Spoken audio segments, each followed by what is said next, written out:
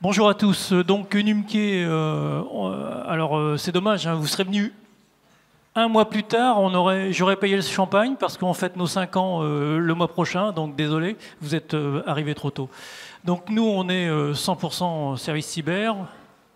Et donc, on est une équipe complémentaire. Bon, voilà, on est à taille humaine, hein, on est 4 aujourd'hui. Et donc, on a des expertises complémentaires sur la partie orga, sur la partie technique, sur la partie formation. On est Calliope pour ceux qui le savent. On est France Label Cybersecurity.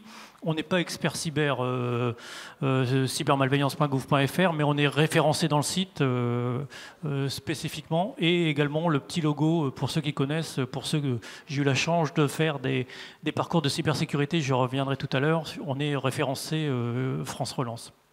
Donc aujourd'hui, en 5 ans, on a à peu près un petit peu moins de 200 clients, c'est déjà pas mal. On a fait en tout environ 70 audits, que ce soit des audits organisationnels, ma présentation en parlera après, et des audits techniques, pentest, évaluation de sécurité. Et puis on fait de la formation, mais ce n'est pas notre activité première. On est aujourd'hui à peu près à 200 personnes formées.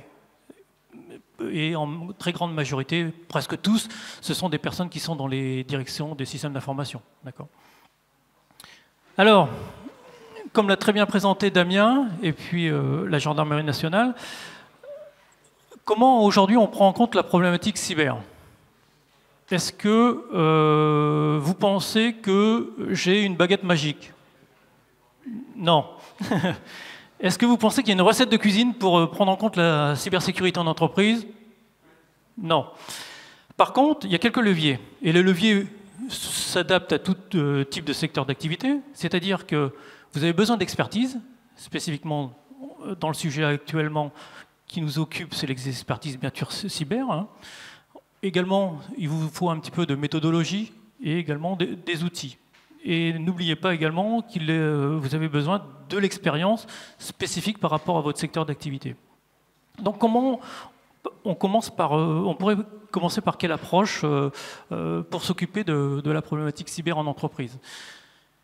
Il y a 2 grandes approches. Quand je discute avec des prospects, quand des personnes me demandent par où commencer spécifiquement pour prendre en compte la cybersécurité, il y a une approche, j'ai envie de faire une évaluation technique pour savoir où j'en suis en termes de niveau de sécurité.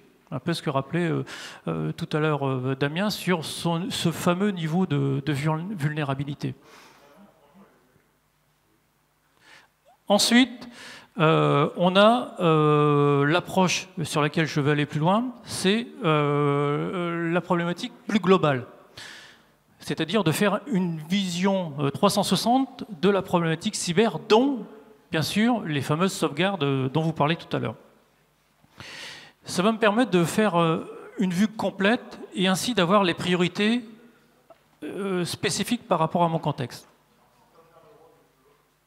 Donc, on est en termes d'intérêt sur cette évaluation complète, on a plusieurs intérêts. J'en donne quelques-uns. Ça va me permettre d'identifier mes actions liées à la sécurité les plus rentables à mon contexte. Je reviendrai tout à l'heure, et les plus rentables également vis-à-vis de mon niveau de maturité. Je vais pouvoir également intégrer ma cybersécurité à la gouvernance. On parlait tout à l'heure de la problématique d'engager les métiers spécifiquement dans la problématique cyber. Cette partie évaluation va me permettre d'adresser et de pouvoir échanger avec la direction. Également, il n'y a pas que la direction dans la vie, oui, c'est important dans les structures, mais il y a également les métiers opérationnels qui sont également concernés par la cybersécurité. Donc comment je vais aller, et spécifiquement par rapport à l'évaluation, avoir la capacité de m'adresser aux directions métiers. Par rapport à mon discours, c'est-à-dire une direction RH aura des spécificités vis-à-vis de la cybersécurité, une direction des achats aura des spécificités vis-à-vis de la sécurité, etc. etc. Hein,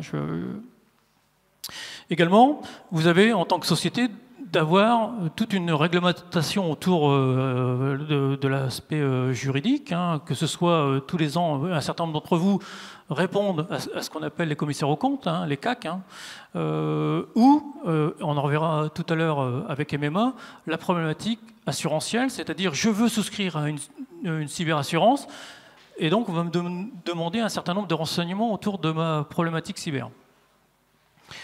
D'ailleurs, ensuite, je vais pouvoir démontrer auprès de mes clients, hein, dans un certain nombre de secteurs d'activité, que ce soit l'agroalimentaire, que ce soit l'industrie automobile, que ce soit etc., l'armement. Si vous travaillez avec l'armée, vous êtes obligé de respecter un certain nombre de normes. En faisant cet aspect cyber, cette évaluation cyber, vous allez pouvoir fournir en avance et anticiper toute question auprès de vos clients. Également, pour ceux qui sont dans les assurances ou les mutuelles, vous êtes obligé de fournir un certain nombre d'éléments autour de la sécurité. Et si vous êtes en lien avec ce type d'activité, vous avez au moins entre 5 et 10 fois par an des questionnaires autour de la cybersécurité. Avec une évaluation complète, vous allez pouvoir gagner un temps très conséquent par rapport à ça. Vous voulez disposer d'une certification, j'en connais dans la salle, autour de la cyber. Vous pouvez également vous servir d'une certification. Alors, c'est une certification spécifique sur un contexte ou sur un périmètre global. Et sur la partie homologation, ça peut être, si vous voulez travailler voilà, avec l'armée, vous êtes obligé de respecter un certain nombre d'homologations. Par exemple, j'ai travaillé sur l'homologation, sur une instruction réglementaire qu'on appelle l'IGI 1300, bon, voilà, spécifiquement pour travailler avec l'armée.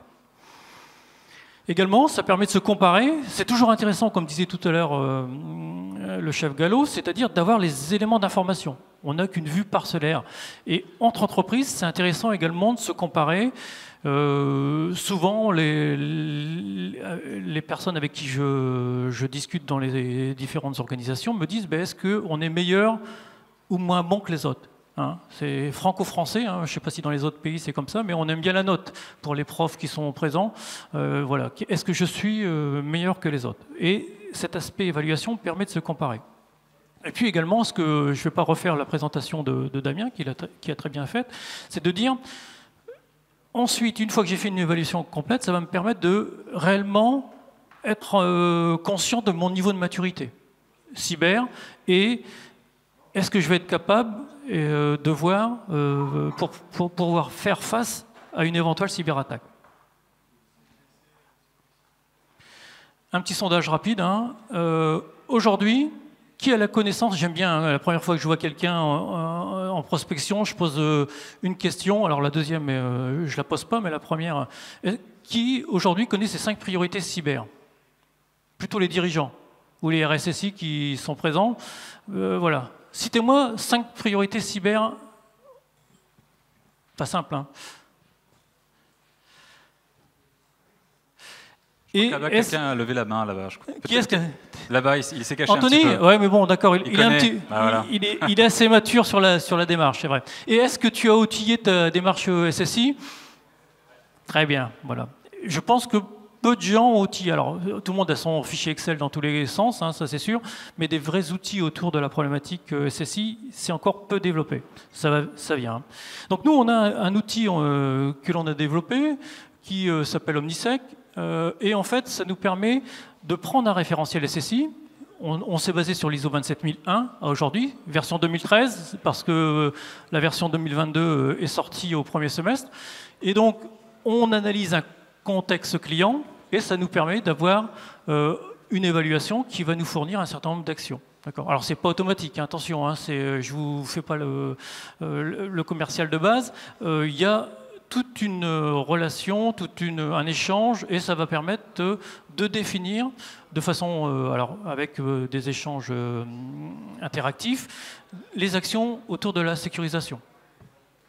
Ça marche très bien. Je peux vous dire que, je l'ai dit à plusieurs d'entre vous, si on se remet quelques années en arrière, on va se mettre en 2017-2018, on avait du mal à toucher la direction générale. D'accord ? On avait les DSI, j'adore les DSI, hein, Jean-Marc, tu le sais bien.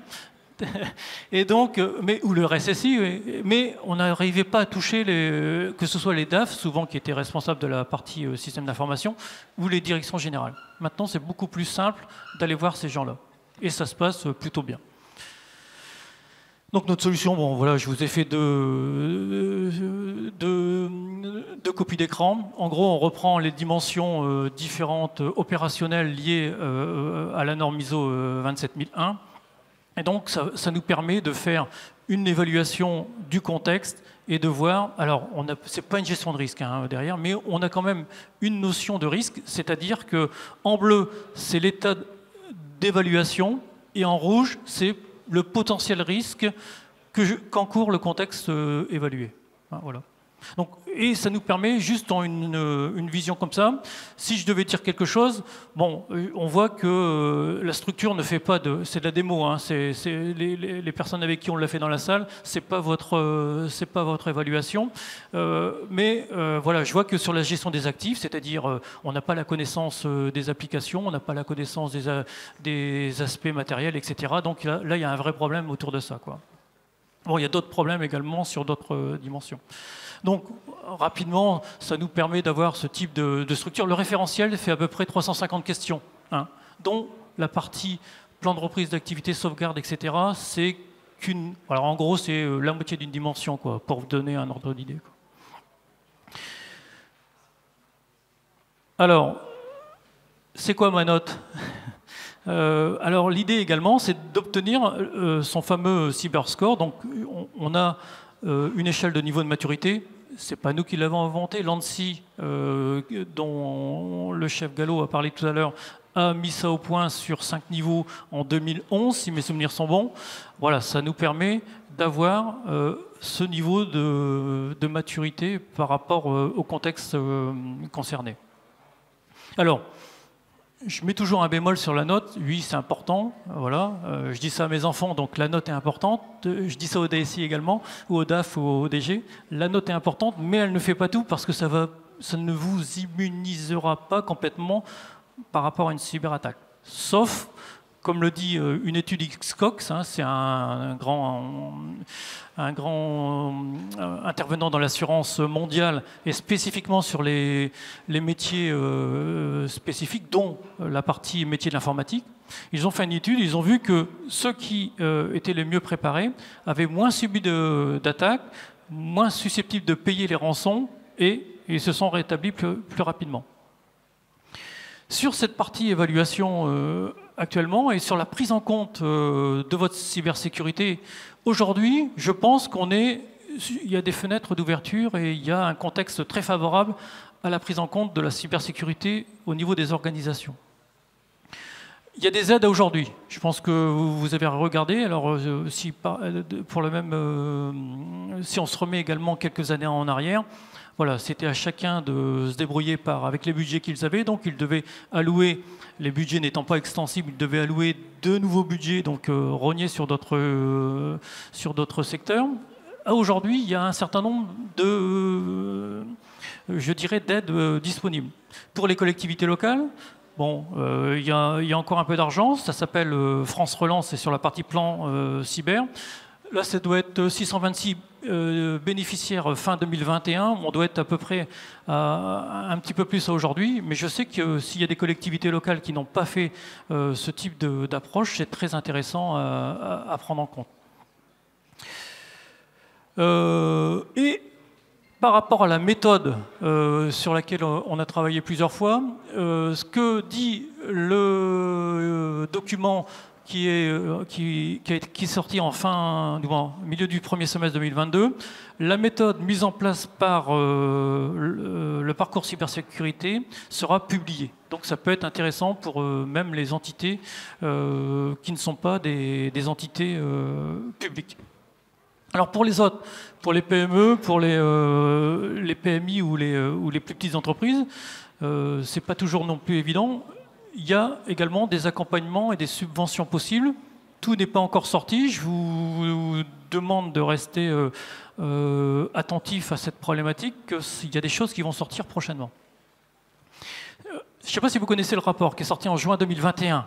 Il manque un 2, qui s'appelle, ça a été édité par, du moins ça a été fait par le Sénat, la cybersécurité des entreprises, d'accord, quels remèdes pour les cybervirus. Il y a un certain nombre de propositions autour de la prise en compte de la cybersécurité pour les TPE et les PME, d'où certainement un crédit d'impôt qui devrait intervenir prochainement. Bon, après, n'attendez pas tout de suite. C'est pas la peine d'attendre trop longtemps également. Il y a un certain nombre de structures ici pour vous aider. Et voilà, ce que je voudrais dire pour terminer ma présentation, c'est de voilà, n'attendez pas d'être cyberattaqué pour prendre en compte la problématique de cybersécurité. Y a-t-il des questions? J'ai perdu Stéphane? Non, justement, j'attendais le moment des questions. Donc justement, est-ce qu'il y a des questions encore dans la salle, peut-être? Je sais que généralement c'est plus vers là-bas. Je regarde bien. Peut-être devant? Qui a déjà fait une évaluation? Je ne sais pas si tout le monde a entendu. Donc qui a déjà fait une évaluation, si j'ai bien entendu? Ouais. 2, tu en as fait? Et alors? Vas-y, Jérôme. 2 évaluations. La première était pas terrible. La deuxième était mieux, mais toujours pas optimale. Donc, on espère que la troisième sera la bonne. Sera la bonne, ouais, c'est ça. Ouais. Alors, pour aller plus loin, je ne sais pas si pour les personnes qui vont venir derrière moi, et ça intéresse beaucoup de monde parce qu'on parle de cyberassurance après, ça va me permettre de faire la transition. Vous connaissez ça? Si vous connaissez, vous... Donc ça s'appelle le développement de l'assurance du risque cyber. Alors je ne vais pas parler de cyberassurance, j'ai une idée mais je ne la donnerai pas. Et donc c'est sorti hier en fait, hein. D'accord? C'est sorti par la Direction Générale du Trésor, qui dépend du ministère de l'Économie. Et en fait, il y a un certain nombre de recommandations derrière qui sont très intéressantes. Et je ne sais pas si vous avez entendu parler dont une, ça rejoint l'évaluation que je vous disais, c'est en gros, c'est se mettre d'accord pour les PME sur un modèle de cybersécurité qui va permettre d'avoir un référentiel unique, parce que tout le monde fait son référentiel à sa sauce, et l'idée c'est d'avoir un référentiel un petit peu global, bon spécifiquement pour les gens de l'assurance, mais ça peut être quelque chose de très intéressant. On peut rappeler où est-ce qu'on trouve ce document? C'est une bonne question. Je pense qu'on doit l'avoir sur le ministère de l'économie, des finances et de la souveraineté industrielle et numérique. C'est d'hier, hein, c'est sorti. J'ai pas eu le temps de le lire, il y a 80 pages, toi. Donc, Ah oui, la sécurité, ça rigole pas, c'est 80 pages tout de suite. Tout de suite, et encore, c'est pas beaucoup. Hein. Très bien, écoutez, s'il n'y a pas d'autres questions, merci beaucoup Monsieur Dubus de Numkey, merci beaucoup.